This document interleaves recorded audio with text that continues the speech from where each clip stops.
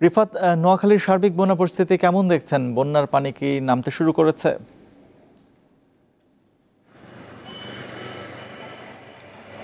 রাজীব, নোয়াখালীর বন্যা পরিস্থিতির কথা বলতে গেলে গেল 2 দিনে কিন্তু পানি অনেকটাই নামা শুরু করেছিল, কিন্তু গতকালকে রাতের ভারী বর্ষণের ফলেই কিন্তু পানি আবারও বাড়তে শুরু করে দিয়েছে। আপনি জানেন যে নোয়াখালীর 9 উপজেলার 8 উপজেলার মানুষে কিন্তু প্রায় আজ 10 দিনের বেশি কিন্তু পানিবন্দী রয়েছে।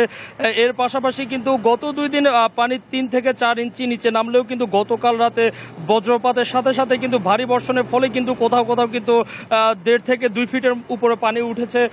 এছাড়াও যদি আমি আপনাকে বলি যে আমরা আবহাওয়া অফিসের সাথে কথা বলেছি, তারা বলছে যে আগামী 5 দিনে কিন্তু বৃষ্টিপাত হতে পারে। তার পাশাপাশি নোয়াখালী যদি সার্বিক বন্যা পরিস্থিতির কথা বলি, নোয়াখালীর সদর থেকে শুরু করে কিছু কিছু অঞ্চলে কিন্তু পানি নামতে শুরু করলেও কিন্তু নোয়াখালীর যে বেগমগঞ্জ উপজেলা, আসলে এই উপজেলায় কিন্তু বৃষ্টি ছাড়াই কিন্তু পানি প্রবেশ করছে। এখনো অনেকগুলো সড়ক রয়েছে যেখানে কিন্তু বুকের উপর পানি রয়েছে।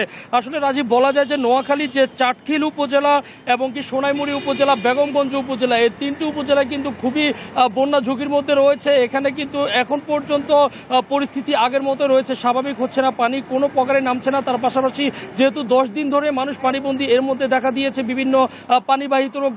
প্রত্যেকটা আশ্রয় কেন্দ্রে কিন্তু আমরা খোঁজখবর নিয়েছি ডায়রিয়া আক্রান্ত রোগী, তার পাশাপাশি সাপ দংশনের রোগীরও কিন্তু প্রকোপ বাড়ছে। তার পাশাপাশি যে ত্রাণের গাড়িগুলো আসছে সেগুলো কিন্তু আসলে নোয়াখালী বেগমগঞ্জে প্রবেশ করতে পারছে না, যেহেতু নোয়াখালীর যে লক্ষ্মীপুর সড়কটি সেখানের অবস্থা এতটাই ভয়াবহ যে বুকের উপরে পানি উঠে গেছে, যার কারণে কিন্তু গাড়িগুলো যেতে পারছে না। তো বলা যায় যে রাজীব, নোয়াখালীর এই এখন পর্যন্ত পরিস্থিতি অবনতির দিকে আছে, কোনো প্রকার উন্নতি হয়নি। বিশেষ করে নোয়াখালীর বেগমগঞ্জ পরিস্থিতি অনেকটাই ভয়াবহ বলা যায়। তো এই ছিল নোয়াখালীর বেগমগঞ্জ থেকে আমার কাছে সর্বশেষ।